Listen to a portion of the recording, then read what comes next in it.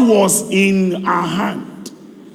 Laban ran to go and meet this man who was still standing at the well. You know how Laban invited him? He said, "Come in, thou blessed of the Lord." He didn't even ask for his name. He didn't even ask for his address. He didn't even ask for what he came to do. He didn't check anything. He just assumed that this is a man that is blessed of the Lord. It's all right. I know how you will also respond when somebody drives a big car and park it in front of your church, and as you are preaching and you saw him walking in majestically, you have sized him up. So you also say, "Come in." You even post the message. They say, "Come in, come in, come in." Hallelujah, hallelujah. Because you know that something will drop.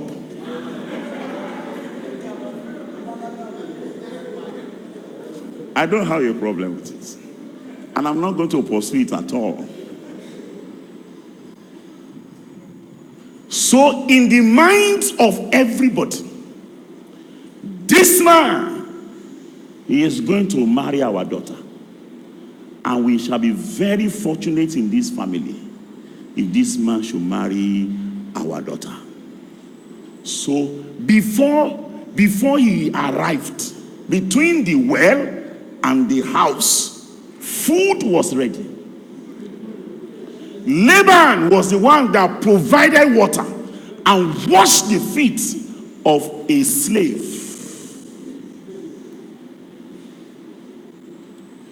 They brought him inside the house, including his camels. Back home, this man will sleep in the boys' quarters. But here, they brought him into the main duplex. Laban bent low and washed his feet. I am washing the feet of this big man because he's going to marry our daughter. Don't forget that Laban also had slaves. They cooked for a slave. And they said, "Come and eat, thou blessed of the Lord." That man was going to shock them that day. Brother, are you also eating when you have not delivered the message?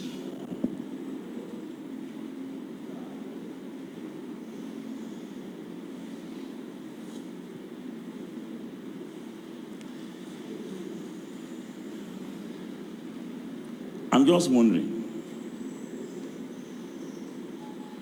wondering how much your appetite has become so strong, thank you, that unbridled appetite, that you don't care whether the people have understood the message or not. You are much more interested in what to eat.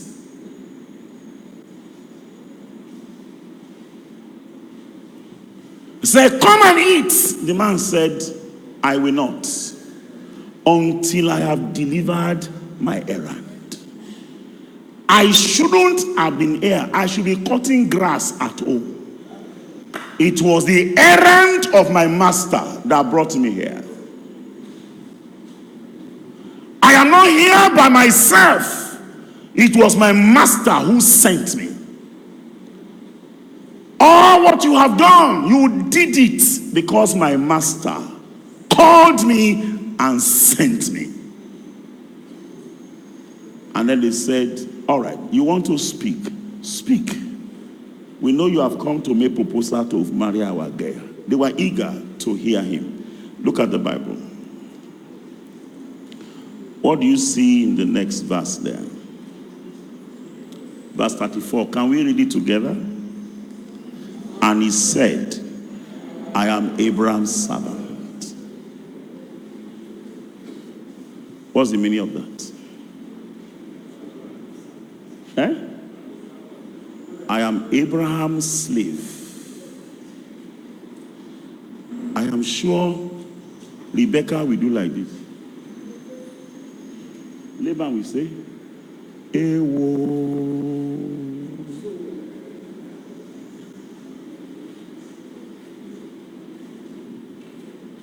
Nasaba and Nae, I bow down, they wash his feet.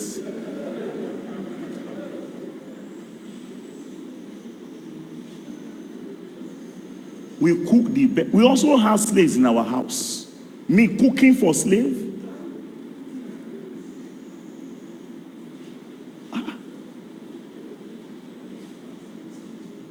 I cook for a slave. And already they have shown him the room where he was going to sleep.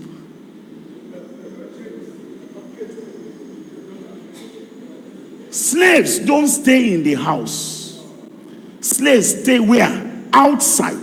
That's what I read in my Bible. Right from that point, his status began to drop. And the status of the unseen Abraham began to rise. He began to decrease, and Abraham began to increase. Excuse me, he could successfully marry Rebecca and elope with her. And he will have gotten his freedom. However, this man seemed to be committed to his master, distance notwithstanding.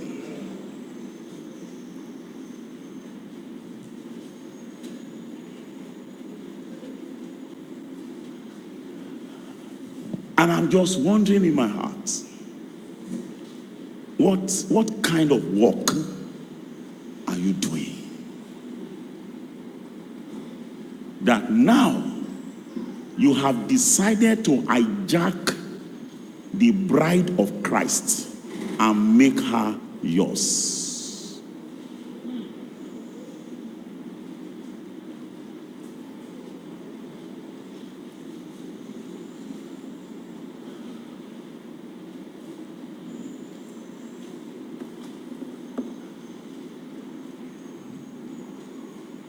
I like to say to you that introduction shattered my heart.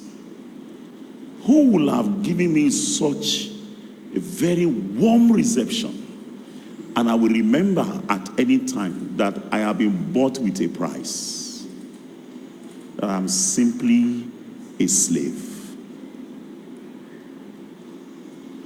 I am Abraham's servant. And the Lord had blessed my master greatly. And he's become great. And he had given him flocks and herds and silver and gold and men servants and maid servants and camels and asses. So Rebecca will look at his hand and look at the bracelets.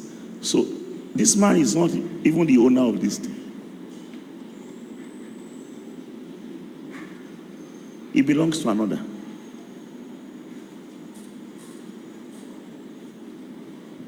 This man, right from the point he said, I am Abraham's servant, he ceased to talk about himself. Every message was pointing to his master. The camels that you see that made you to think I'm a big man belongs to my master. The gold I gave you, Rebecca, is not mine. It belonged to my master. How can you be this unfaithful that you have come to a point where you claim ownership of everything in your custody? and to a thief and to a betrayer of trust? Is it because God is in heaven and is invisible to people? You are the only visible person they could see, and for that reason you took their gaze off God and you concentrated their gaze on you. Excuse me, I don't want to talk about how God handles disloyal servant. I don't want to talk about it yet. The first thing I'm interested in is to describe what is loyalty. If Eliezer said, all these camels are my camels, nobody will argue with him. If Eliezer said, all this gold are my gold, nobody will argue with him.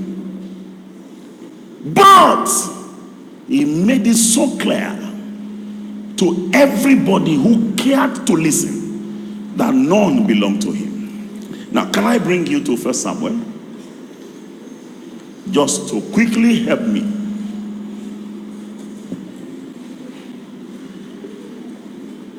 So that I can start to tie the issues. 31, 1 Samuel 31. Are you there? I'm going to read from verse 1. Now the Philistines fought against Israel, and the men of Israel fled before the Philistines and fell down slain in Mount Gilboa. And the Philistines followed hard upon Saul and upon his sons. And the Philistines slew Jonathan and Abinadab and Melchishua, Saul's sons. And the battle went sore against Saul. And the archers hit him, and he was sore wounded of the archers.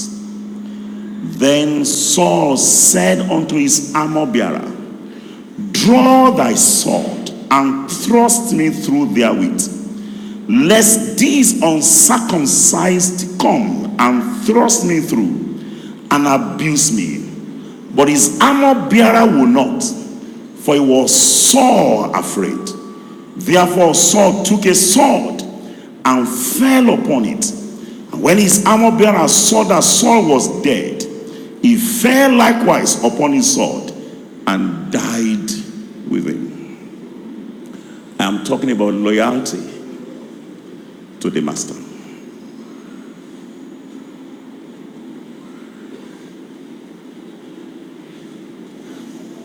I read this story because I feel the two of us should look at it together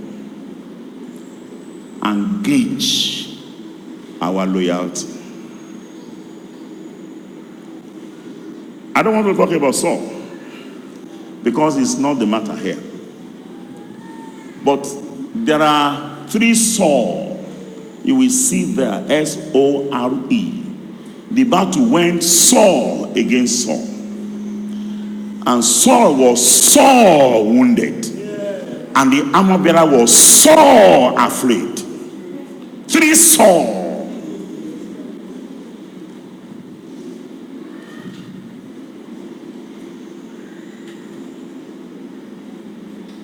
You know,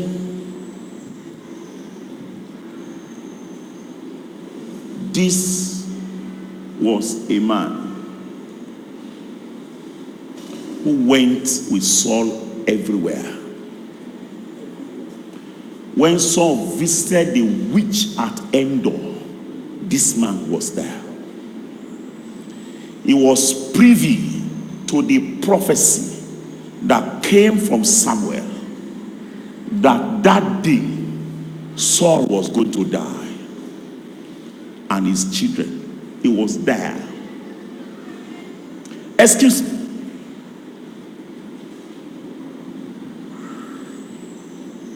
If you have to travel in a car with a man and you had a prophet whose word will never fall to the ground, saying to one of the people inside the car, said, today thou shalt die.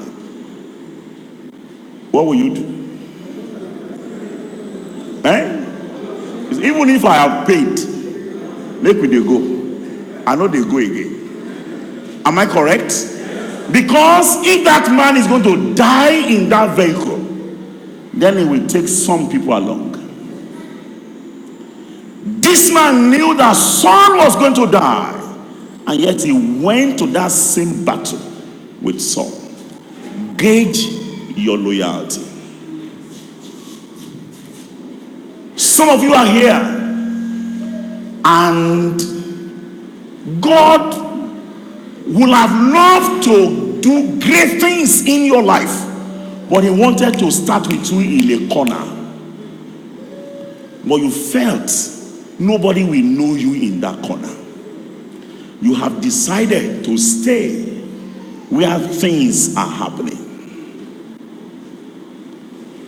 God will not have sent you to a seemingly sterile location, and you are going to receive such transfer with joy. This man understood that this will be the last battle that Saul was going to fight. And it was not only Saul that will die. Samuel said, even his sons will die. If the sons of Saul will die, what happens to servants?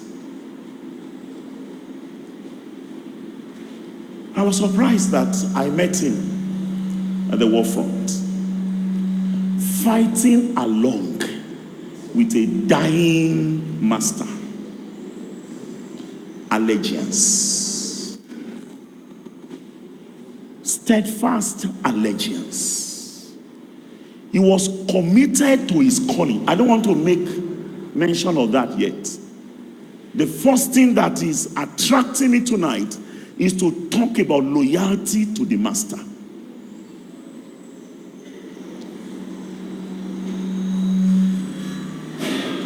This man was fighting a battle that will not be won. It was not as if they have come with a heart of winning. Samuel said that battle will go against them. And I don't want to talk about Samuel.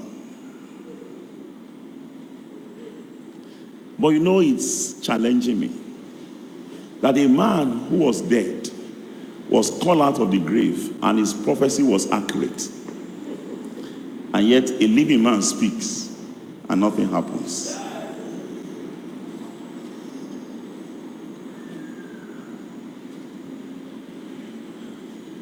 I'm simply challenged.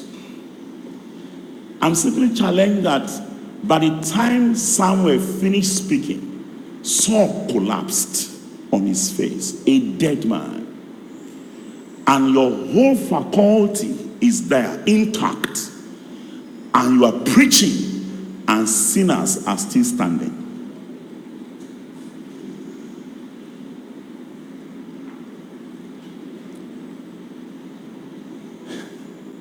I don't want to talk about it. Only that within me I feel things cannot continue like this. And we expect Nigeria and our society to change. If a dead man speaks and affected a living man, so what about a living man speaking? This man knew that this battle was going to be lost by Israel. Yet he did not resign his appointment. He did not defect to the Philistines. He stayed by his master. When his master was losing and he was running and the Philistines were pursuing hard after him, he didn't think this is no longer a master to follow. Now, I am not saying you should be a compromiser.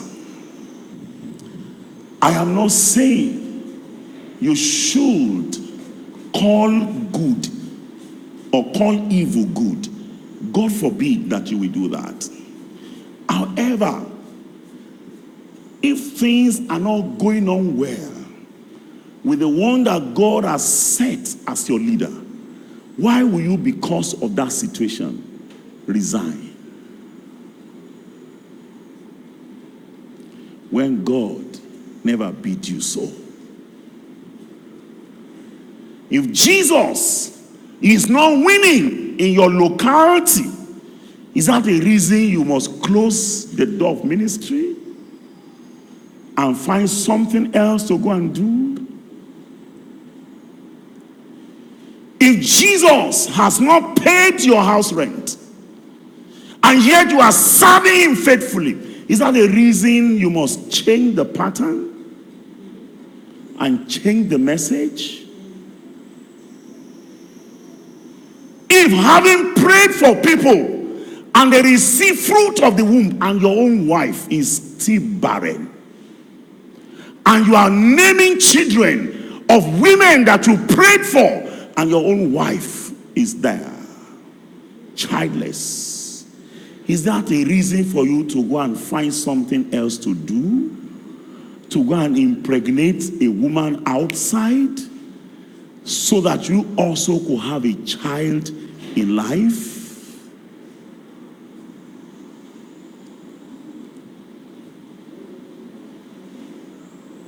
Loyalty is not about when it is convenient. Loyalty is not about when it is popular and advantageous to do so. A loyal man is loyal, either it is good or bad.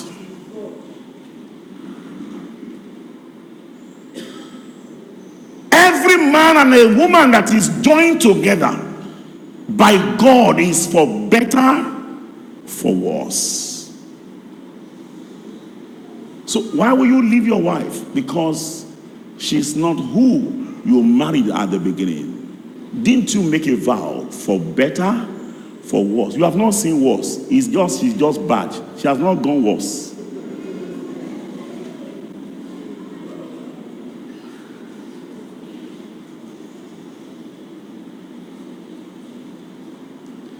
An archer, as Saul was running, that man fired him and he hit him. The Bible says he was sore wounded.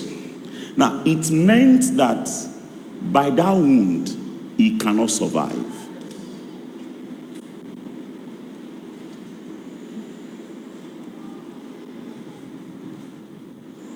Don't forget, Abinadab, Mepishua, all the sons, Jonathan, they were dead. And Saul also is about to die. You know, I imagine in my heart, this young man thinking, the time to reward my faithfulness has come. Because Saul was here wearing the crown. The bracelets of the king is on his wrist. All he needed to do was to remove those and wear it. He becomes the next king by default. Who will challenge him? All the sons of Saul that could have challenged him, they were dead. Saul, as a commander, commanded him, take your sword and pierce me. Let me die quick so that these Philistines will not abuse me, will not mess me up. And the Bible said, but he will not.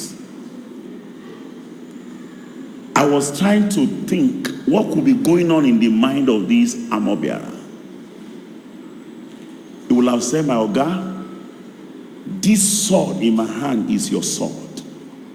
You gave it to me to defend you, not to use it as an offense against you. Though you commanded me to do, but my loyalty says no.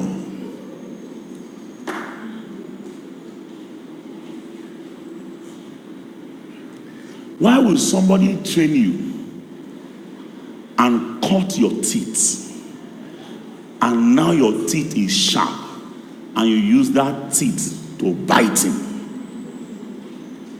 Brother, is that fair? I am just wondering that Jesus sponsored you, Jesus educated you, Jesus empowered you, and everything he gave you, you deployed it against him. How wicked you are. Trust me through. He said, no way. The Bible said he was so afraid. Fear gripped his heart. He says, sir, I am your armor bearer. I am not an executioner. Let it not be that the person you trusted so much, I am the only one that can stand beside you in a battle. Let it not be that you will fall by my hand. If you will fall, we will fall together. You won't fall and I'll be standing. Saul knew the loyalty of that boy. He didn't say it the second time. He took his own sword, put it on the ground, and fell on it. Since Saul killed himself, I thought this boy will pick race and run with the crown of his master in his hand. I'm sure you remember the boy who came to pick that crown and brought it to David. I'm sure you remember what he wanted to achieve by that. But because of the time, I started late, and I don't think that should alter the time. I want you to understand that this man had every right to be the next king. But as his master died, he felt, there will I die. Ruth said unto Naomi, whithersoever thou goest, I will go. Where thou lodgest, I will lodge. Your God shall be my God, your people my people. Where you die, there will I die, and there will I be buried. I am wondering in my heart, your voice is loud when offering comes in, but it is low when there is no offering.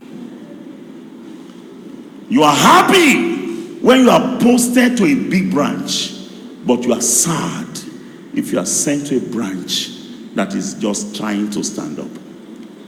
Friends, I wonder in my heart if you remember Uriah also, that was one man that I found to be very loyal and committed not only to David but to the God of Israel. At the cost of his life, he took a letter of his death from David's hand. He went to deliver it to Joab. He didn't read it on the way.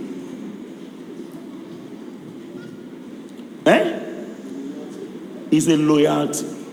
He could have read that letter and rewrite it, or threw the letter away. His death sentence was posted through him. And David was very sure that that man was never going to tamper with that letter. So I was not surprised, reading the story in the New Testament, that the Bible recognized Bathsheba as the wife of Uriah and not as the wife of David. And so Solomon, because in Israel, when a man dies and he leaves no offspring, the next of kin marries his wife, and his first seed that comes out of that relationship is named after the man that died. So because The wife of Uriah was married by David legitimately now after the death of Uriah. God insisted that the first boy that came must die, so that the one that comes after could be named after Uriah. And so God insisted that Uriah would be the next king after David as a compensation for his loyalty. I want to say to you that God never forgets loyal soldiers. Uriah fought no battle that is extraordinary, yet his name was among the mighty men of David. Joab that fought all the battles, his name was missing. God remember Uriah. And I assure you that if you are also loyal to the point of death, God will never forget you. Rise to your feet. Let's pray. We're coming back to conclude the matter. All I've discussed this afternoon is simply to describe what is called loyalty. How does a man show loyalty to his master?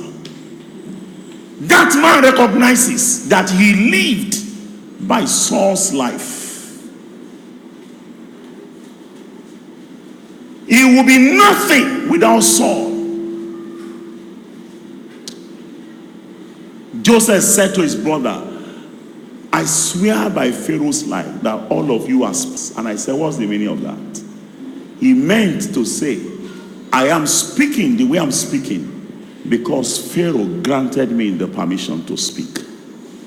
So this is not by my life. This is by the life of Pharaoh. Do you understand that remove Jesus out of your life, you are a mere radio presenter? You are not a preacher. You are simply a simple presenter. What makes you a preacher is the master who had commissioned you. Is there not a prophet of the Lord from here, from whom we may inquire? Somebody said, Elisha is here that poured water on Elijah. Joshua said, the word of the Lord is with him. Simply because he had a relationship with Elijah.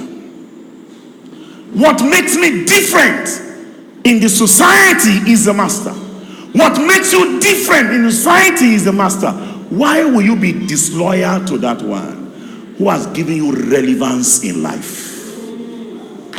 Close your eyes. I don't know.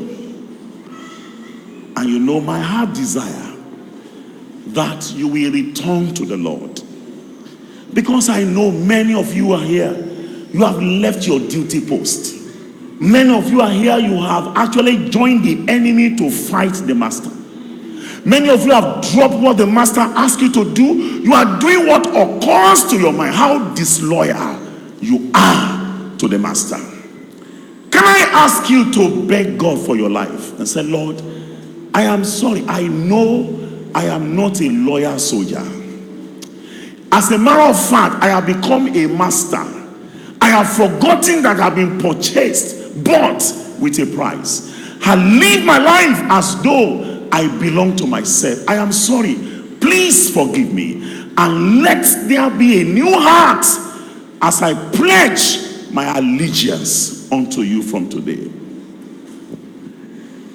You can start to pray.